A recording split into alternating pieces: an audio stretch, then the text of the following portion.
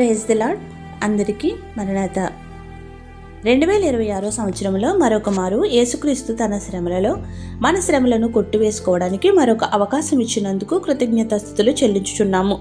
ఫిబ్రవరి 18వ తేదీ నుండి ప్రారంభం కానున్న 40 రోజుల ఉపవాస దీక్షలను ఆచరించుటకు, ఆరాధించుటకు సిద్ధపడిన మనకు బైబిల్ మిషన్ వ్యవస్థాపకులు ఫాదర్ ఎం దేవదాసయ్య గారు నేర్పిన ప్రార్థన మనము చేద్దాము. పరిశుద్ధాత్మ వరములను, ప్రార్థన నెరవేర్పులను, కావలసినవి అందుకునే స్థితిని, సైతాను శోధనలపై జయమును పొందే వరములను ఈ 40 రోజులలో పొందుకుందాం. అందరికీ మరణాత. భస్మ బుధవారం కొరకై పరిశుద్ధ బైబిల్ గ్రంథంలోని వాక్యములు. ఆదికాండము 18వ అధ్యాయము 27వ వచనం. అందుకు అబ్రహాము, ఇదిగో ధూళియు బూడిదనైన నేను ప్రభువుతో మాట్లాడాలా తెగించుచున్నాను. యోబు గ్రంథము 30వ అధ్యాయం 19వ వచనం. ఆయన నన్ను బురదలోనికి త్రోసెను, నేను ధూళియు బూడిదైనట్లున్నాను. యోబు గ్రంథము 42వ అధ్యాయము 6వ వచనం. కావున నన్ను నేను అసహించుకొని ధూళిలోను బూడిదలోని పడి పశ్చాత్తాపపడుచున్నాను. ఆదికాండము 3వ అధ్యాయము 19వ వచనం. నీవు నేలకు తిరిగి చేరు వరకు నీ ముఖపు చెమట కాచి ఆహారము తిందువు. ఎలయనగా నేల నుండి నీవు తీయబడితివి, నీవు మన్నే గనుక తిరిగి మన్నైపోదువని చెప్పెను. యోనా గ్రంథము 3వ అధ్యాయము 5 నుండి 10 వచనములు. నేనేమే పట్టణపు వారు దేవుని అందు విశ్వాసముంచి ఉపవాస దినము చాటించి గనులేమి అల్పులేమి అందరును గోనె పట్ట కట్టుకునిరి. ఆ సంగతి రాజునకు వినబడినప్పుడు అతడును తన సింహాసనము మీద నుండి దిగి తన రాజవస్త్రములు తీసివేసి గోనెపట్ట కట్టుకుని బూడిదలో కూర్చుండెను. మరియు రాజైన ఆయన మంత్రులను ఆజ్ఞ ఇయ్యగా, ఒకవేళ దేవుడు మనసు త్రిప్పుకొని ప్రత్యత్తాపుడై మనము లయము కాకుండా తన కోపాగ్ని చల్లార్చుకొనెను గనుక మనుషులు ఏదియు పుచ్చుకొనకూడదు, పశువులు గాని ఎద్దులు గాని గొర్రెలు గాని మేత మేయకూడదు, నీళ్లు త్రాగకూడదు. మనుషులందరూ తమ దుర్మార్గములను విడిచి తాము చేయు బలాత్కారములను మానివేయవలెను. మనుషులలేమి పశువులేమి సమస్తమును గోనెపట్ట కట్టుకొనవలెను. జనులు మన పూర్వకముగా దేవుని వేడుకొనవలెను అని దూతలు పట్టణములో చాటించి ప్రకటన చేసిరి.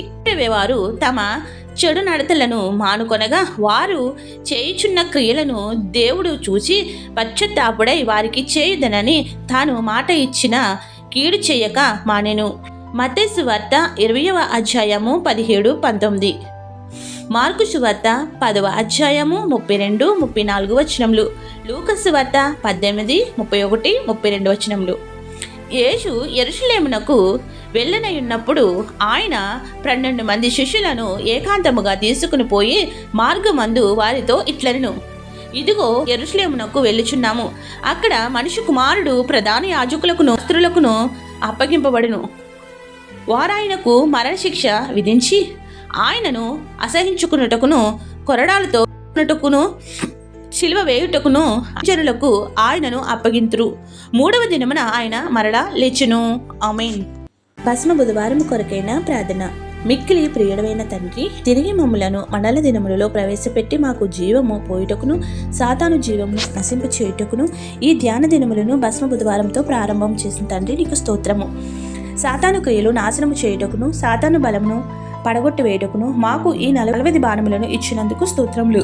నీవు 40 దినములు ఉపవాసము చేసి సాతానును జయించినావు. మోషే 40 దినములు ఉపవాసం చేసి సాతానును బంధించి 10 ఆజ్ఞలు సంపాదించున్నాడు. అలాగే మేమును ఈ 40 దినములను వాడుకున్నట్టుకు ద్వారా సాతానును మా పాదముల క్రింద చితక త్రొక్కగల కృపను దయచేయము.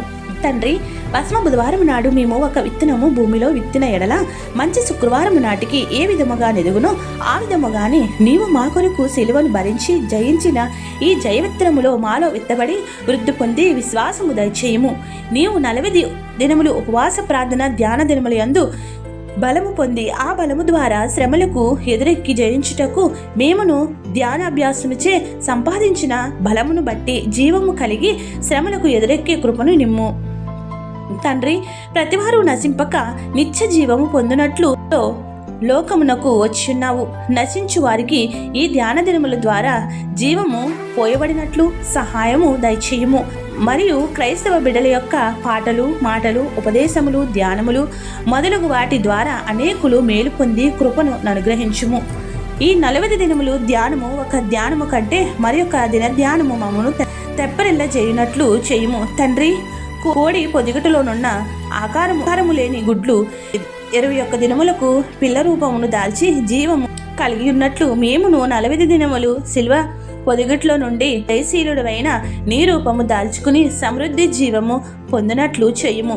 మట్టిలో విత్తనము చెమ్మను పీల్చుకుని 3వ రోజున మన్నును పెళ్లగించుకుని మొలకెత్తి బయటకు వచ్చి సూర్యుని ఎదుట పడినట్లు ఈ 40 దినములు ధ్యాన చెమ్మ వలన పాపపు మట్టిని బలహీనతలను పెళ్లగించుకుని బయటకు వచ్చి నీతి సూర్యుడవైన నిన్ను అంటుకుని బ్రతికినట్టు జీవము దయచేయము.